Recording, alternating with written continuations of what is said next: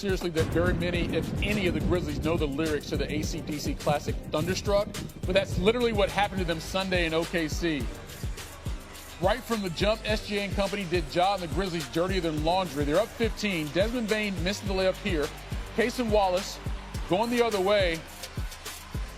Oh, jump man. How about them Wildcats? Wallace to the rim. So 4 straight points by OKC.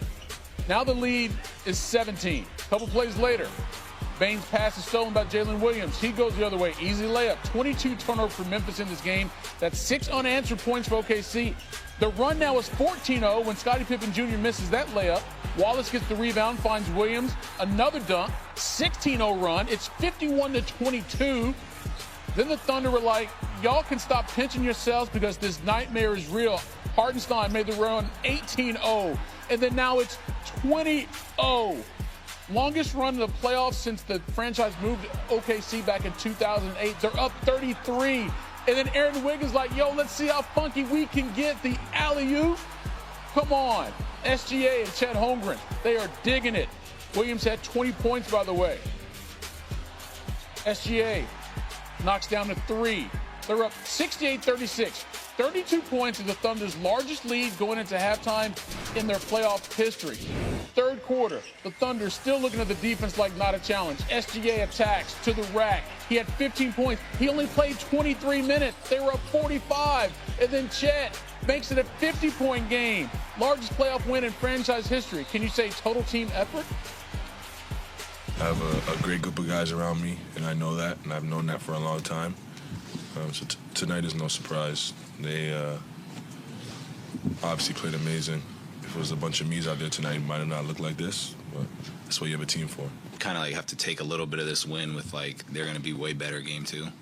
So we're trying to like not give them a lot of life in regards to that, and that's a really good team over there. So like game 2 is going to be completely different. So we're like kind of competing with ourselves in a way to like make sure we're sharp for game 2 because we know what we're going to get with them. So that was kind of like the biggest goal in mind.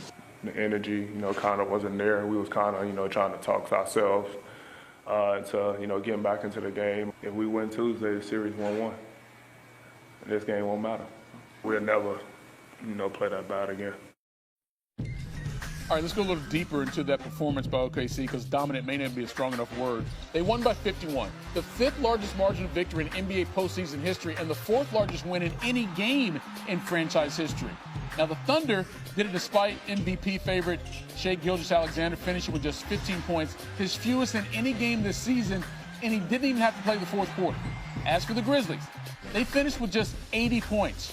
Ja Morant, the only starter to get to double digits. Memphis' fewest points in any game since 2018.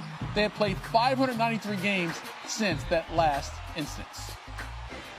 Back now with Big Perk. Okay, Memphis was a complete no-show in their Game 1 loss to OKC, and that's being kind. This was of historical proportions. So, Perk, what can the Grizzlies do to get back in this series?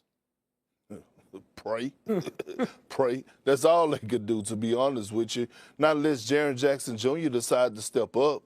Last time I checked, he is a former Defensive Player of the Year. He's the only all-star on the team. And tonight he finished the game with 4 points and 3 rebounds. He have to be impactful some type of way, especially going against those 2 bigs in Chet Holmgren and Isaiah Hartenstein. They need more from him. We know that Ja is not 100%, that he's dealing with that ankle injury, but he's out there battling through it.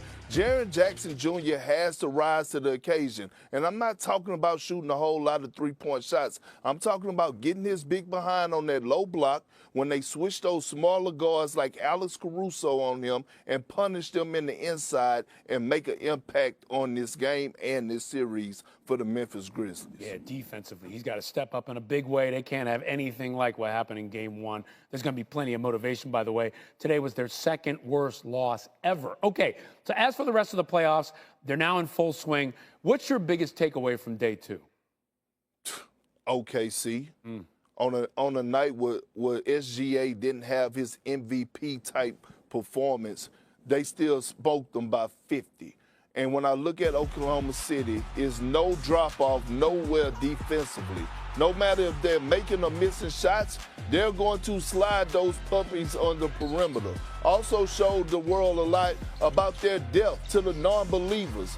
That, hey, we got great depth in Isaiah Joe, Aaron Wiggins, and our bigs, by the way, they can coexist. They play well together. Chet Holmgren had a double-double. Isaiah Hartenstein had 14 and 8. Today, my biggest takeaway was the message that OKC sent to the rest of the Western Conference that we're here and we're standing on business. Those Twin Towers, man, they made it happen. People didn't know if it could be done. They showed it could be done today. So we'll see how this one plays out. By the way, you think they sweep the Grizzlies? I think the Grizzlies get 1. I got OKC in 5 in this. Okay, OKC in 5. You heard it here from Big Perk. All right, thanks, man. Thank you. Let's go out east. Hey, sometimes I feel like we're sleeping on the defending champs. The Celtics taking on the Magic. Game 1. Celtics getting started early, late in the first. Derek White from beyond the arc nails the 3. Celtics up 4. Jason Tatum getting the jumper to go. Right there. Celtics go up 8. So they look like they're in control. Early second, Peyton Pritchard. Man, he's having a season. Another 6th Man of the Year finalist there. Nice spin move, easy lay-in. Had 19 on the night. Celtics up 12. But Paolo Banchero's like, we ain't going quietly.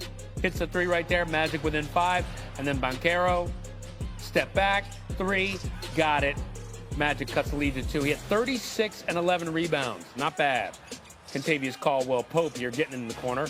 Gets the 3. And get this, the Magic were up 1 at halftime. Got something here? Celtics fans being like, no. We got Derek White, 3 plus the foul. After the free throw, Celtics up 8. And then Drew Holiday to Jaylen Brown, alley-oop. Take another look at this one. Jaylen Brown in form right here. Nice move, gets it to go, Celtics up 12. And then Tatum, driving layup, Celtics up 15. Fourth quarter we go, 16-point lead for Boston. And watch this with Tatum. Goes in, fouled hard, ouch. Nasty fall right there, appears to injure his wrist. He goes down with force. He said it was throbbing for a second, then it went away. He'd re-enter the game later, tape up his right wrist. X-ray came back clean.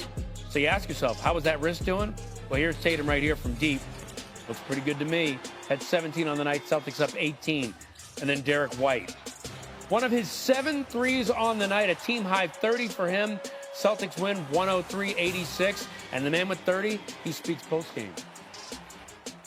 I wish every night I'd be the guy and drop 30. That'd be pretty cool, but just trying to read the game and see where I can put my stamp on the game, I guess. So I think every game's different. Just don't go to the game expecting to get 18 shots or get 2 shots. So just be ready for whatever and be ready when my opportunity comes. But for the most part, it was the Derek Whites of the world and, the Peyton Pritchard coming off the bench for 19. 2 guys that,